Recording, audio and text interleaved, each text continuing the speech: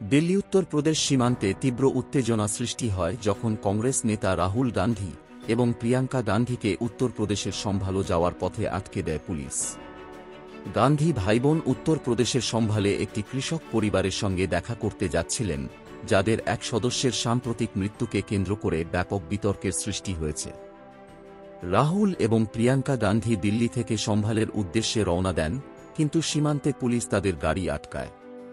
এরপরেই সেখানে কংগ্রেস কর্মী এবং পুলিশের মধ্যে তীব্র বাদানুবাদ শুরু হয়। ঘটনাস্থলে তীব্র যানজটের সৃষ্টি হয় এবং হাজার হাজার যানবাহন আটকে পড়ে।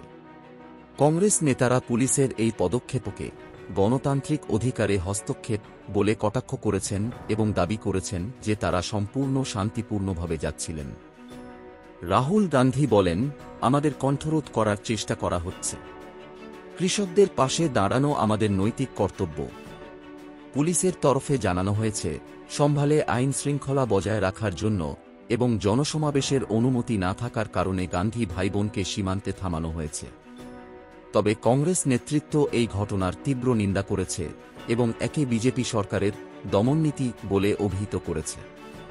এই ঘটনায় কংগ্রেস কর্মীরা দিল্লি উত্তরপ্রদেশ সীমান্তে বিক্ষোভ প্রদর্শন শুরু করেন। যানজটের কারণে স্থানীয় মানুষের দৈনন্দিন জীবনে বিশাল প্রভাব পড়েছে। রাহুল ও প্রিয়াঙ্কা গান্ধীর এই পদক্ষেপ এবং পুলিশি বাধার ফলে রাজনৈতিক অঙ্গনে নতুন করে বিতর্ক শুরু হয়েছে।